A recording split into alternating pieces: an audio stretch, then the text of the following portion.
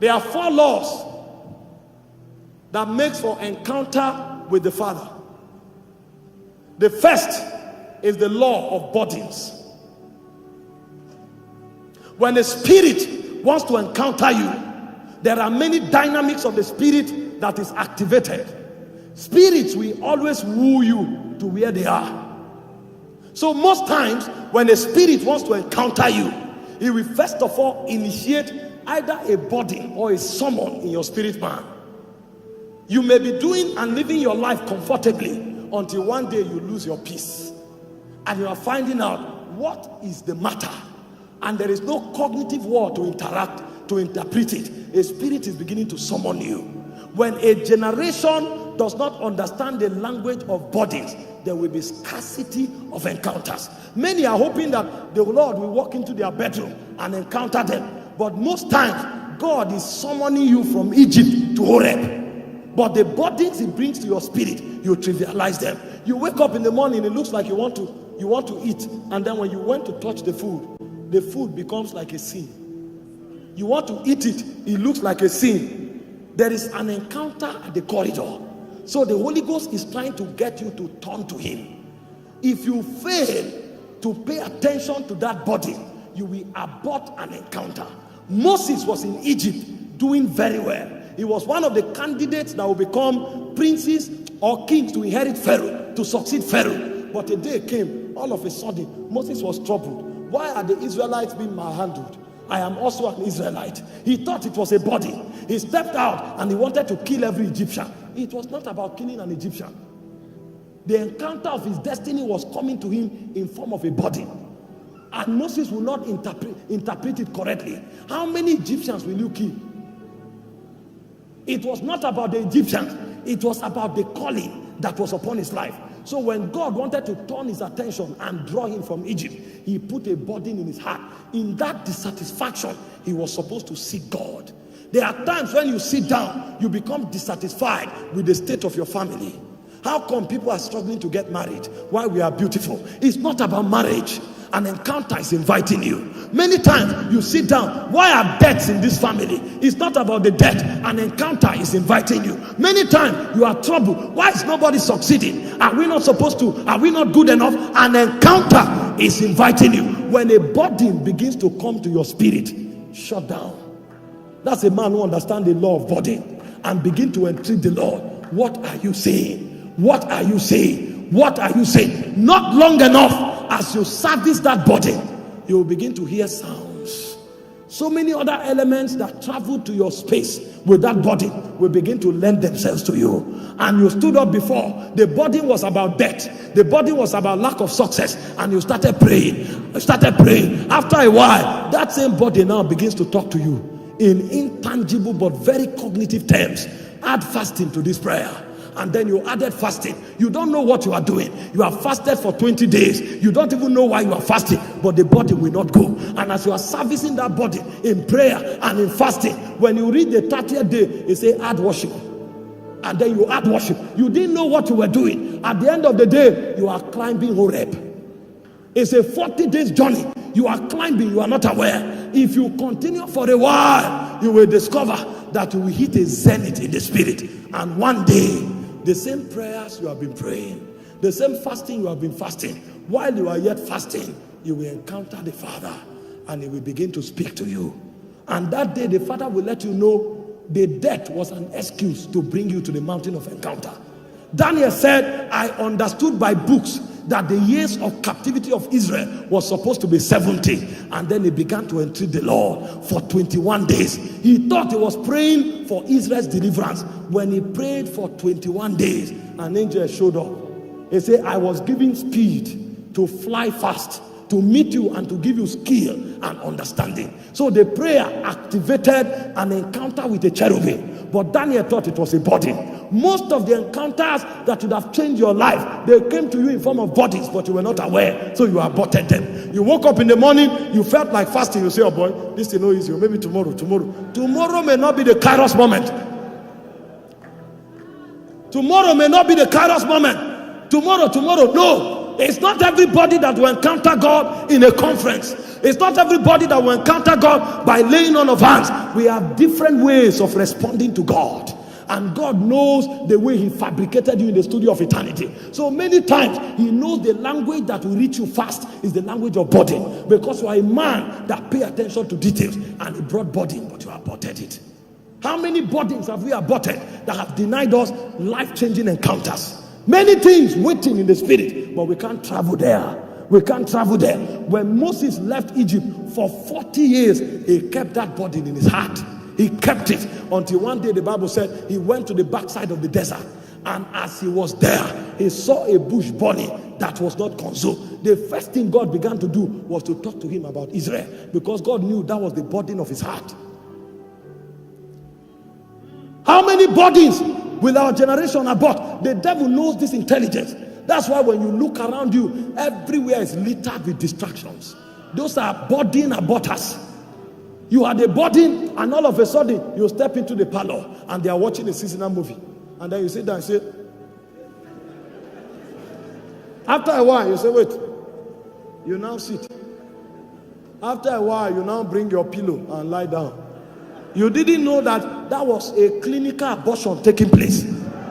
When you finish watching that seasonal movie, you will stand up, and the burden you carried from the bedroom, you can't find it anymore. You will go back to your religious prayer. Shabba, shabba, shabba, shabba. You will do shabba, shabba, shabba for another 3 years, because you lost a kairos moment.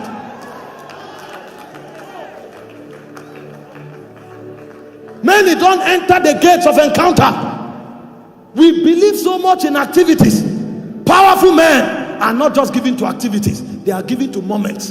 Did you not see the man that was at the pool of Bethesda for 38 years?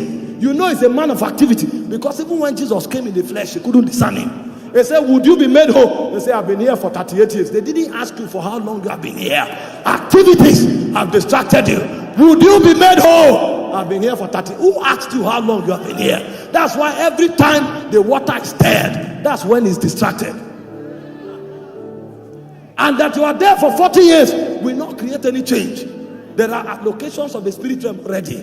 When your kairos moment come, will you know? Jesus said in Luke 19:44, he said there will be gnashing of teeth. He said the city will be besieged on every side. He said many will weep. Why? Because they know not the times of their visitation. When men are preparing for war, that's when some go to have pleasure. And he said, woe unto you if your prince is a child and eat for pleasure and not for strength. It's not every night that men should sleep. There are certain nights that a burden comes upon you. If you need to put your leg in water to pray till morning, put your leg in water. By all means, have that encounter. Every time there is an alteration in spiritual frequency, make sure you isolate the counsel of God that came with it. That's what will make your life relevant. You can be promoted in the spirit 7 times in 1 year if you can maximize it. That's why you look at certain men, you say, why is God favoring this person? God is not a respecter of person. The man just knows how to maximize spiritual moments. If God favors men, he would have been biased, but God is not biased. The man has 7 encounters in 1 year. He entered all of them. You have 13 encounters. You entered 1. How do you think you can be the same with that man? You may disciple him in Bible school. He can become your pastor. Burdens. The language of burdens. They are not tangible, but they are heavy. No man can deny it. So God himself will put it upon you. Even if you are sleeping, sometimes God wakes you up in the night and you don't know why you woke up. You try to play music to sleep, you can't sleep. Be wise. There's an angel lurking by the corner. There's a message from heaven. There's a message. When you find out that unexplainable things begin to happen around your life, shut down your natural elements, because you need to heighten your spiritual propensity. Attendance to burden is one of the ways of maximizing spiritual realities, but many don't know the language of burdens. They say, I don't know how I was feeling. You don't know how you were feeling. It's a language of the spirit. Find out what it means.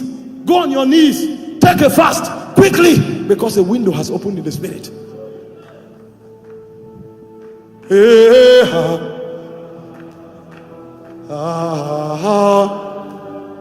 He will get there. And so what he will do is that he will wait to understand the movements of the wind. That's why David never hurried to battle. He said, when you see the mulberry tree move, I have gone ahead of you. The army can be at the backyard shouting. David will still be consulting with the Urim and the Tumim.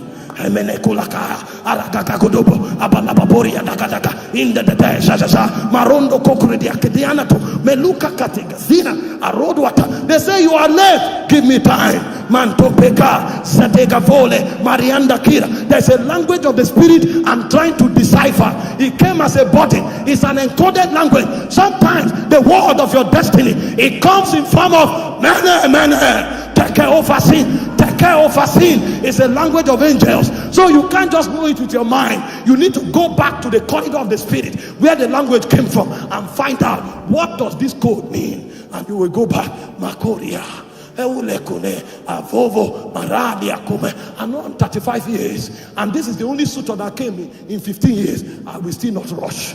If I sense a body, I will interpret it, because it's not who married first that makes impact. It's who marries according to the will of God.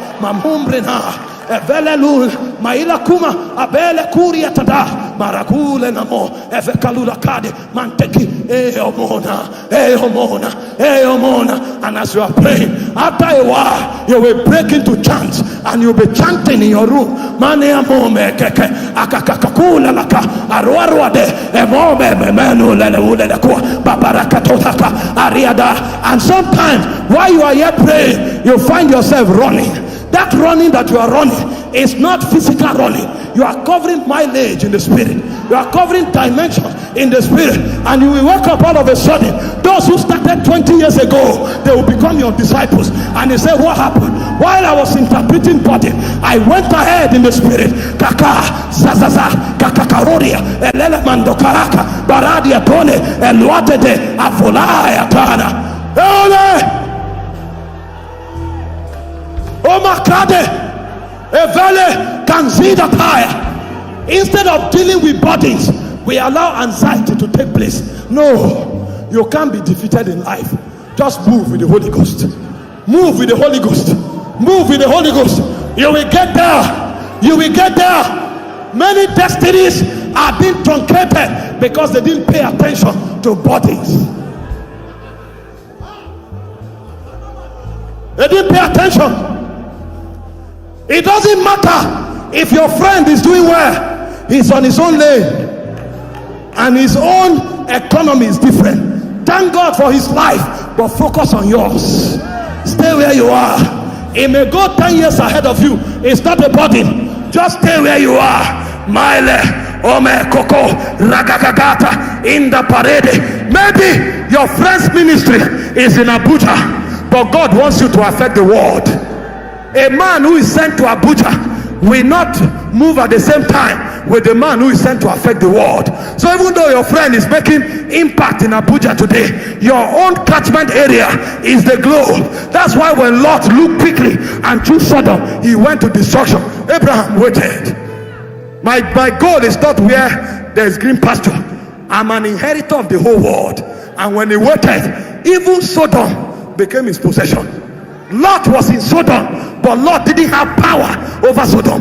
Abraham never stepped to Sodom, but where he stood with God, he inherited Sodom. And when God wanted to destroy Sodom, he said, will I do a thing without telling my servant Abraham? And God came to Abraham to seek permission to destroy Sodom. And when God was going to Sodom, Abraham said, wait, Lord, wait, I am not in Sodom, but I want to intercede for Sodom.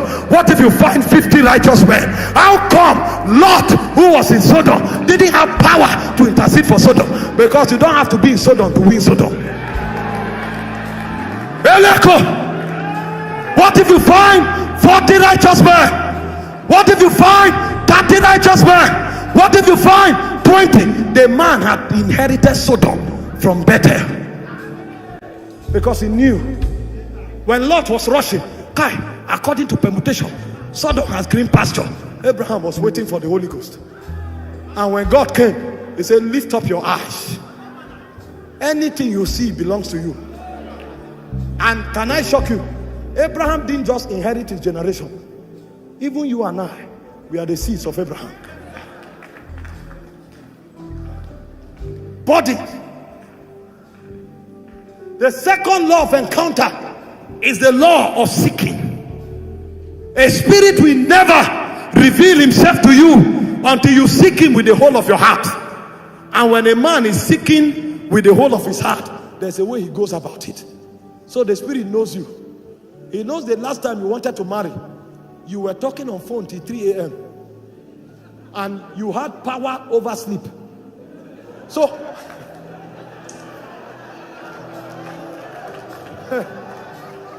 3 a.m. you are still agile.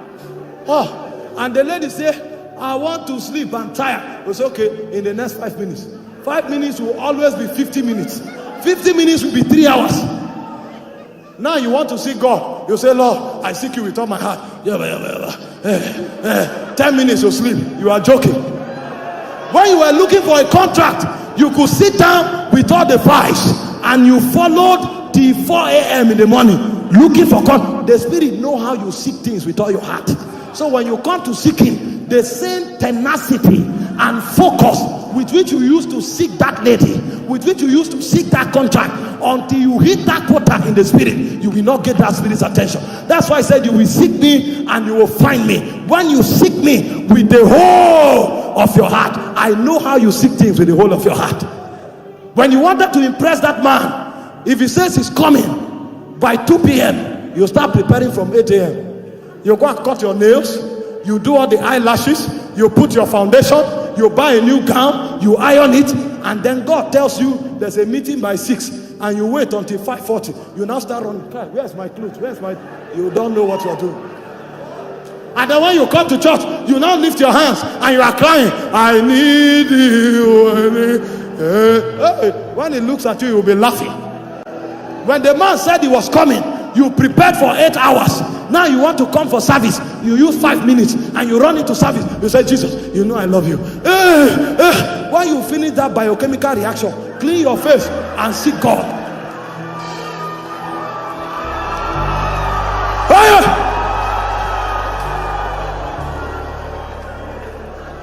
You that was looking for a job, they told you that the venue of the interview is 8 kilometers. You were there by 5:40 a.m. You traveled for 8 kilometers. You came before they opened the office. Now you say you are seeking God, and service will go for 1 hour before you stroll in and say, Kai, Abuja, I don't understand this city. I don't understand this city. But the city could not tell you when you were looking for a job. Now that you are seeking God, the city can tell you. When you become serious, you will find him. The Bible said God hides himself in the deep darkness.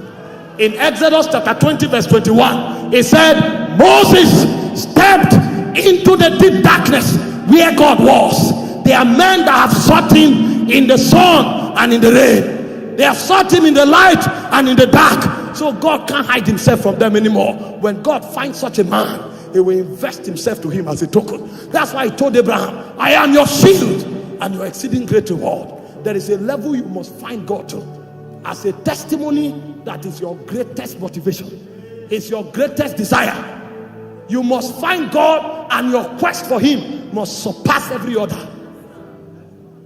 Because you were looking for a job, you went for 400 days fasting. You were looking for a husband, you went for prayer meetings for 1 full year. You did vigil, you didn't sleep once. Now that you are married, vigils have become for young people. When they say fast, you say, Kai, when you are fasting, please add wisdom, because you can have ulcer. But you didn't think of ulcer when you were looking for a job. We deceive ourselves, and we don't know that God is an immortal spirit. He knows your intention, he knows your thoughts, he knows your propensities, and when you channel them towards him, he knows. When it comes to work, you have time, but when it comes to God, you don't have time. You will never find him. You will never find him. You are never satisfied. As touching the receipt of God, you are never satisfied. You will chase him and keep seeking him until the day you leave this world. That's a man who is ready for encounter. And I tell you, when you manage these things well, a point will come, you will begin to live in the realm of encounters. Because Jesus, I told them in the morning, he wasn't having encounters anymore. He said, the Son of Man, which is in heaven, he lives there. He lives there. We want to change our world. It's no joke. The things happening in this country, it's not just because men are wicked. Men have encountered wicked spirits, strange demons. You see pregnant women being butchered. You think it's wickedness? There are princes of wickedness that have encountered men. Made people become psychopaths and sociopaths. They no longer have conscience. You want to contend with such men, you think it's English language. You coin English language because few people can clap for you. In the realm of the spirit, they don't hear English. They hear spirit and life. What is the weight of witness that you bring? You see young ladies that are fornicated and lived as prostitutes for 5 years. You think English language will change them? Do you know the complex, dark algorithm that have been set in motion in political corridors? You think we will just stand and say Nigeria will be great again and Nigeria will become great? Do you know the spirit that have appeared to men in power? Do you know the covenants that men have entered with demons? When we come for encounter services like this, we have come to a place where we will never go back. We have made up our mind that until our God appears as a consuming fire, we will not go back, because there's a generation that depends on our walk with God. The reason we can serve God today is because men after us paid the price, and we have no right to live here until we pay the price to secure a heritage for the next generation. Encounters are not a joke. They are tokens for spiritual men that pay prices in the spirit. The laws of encounters.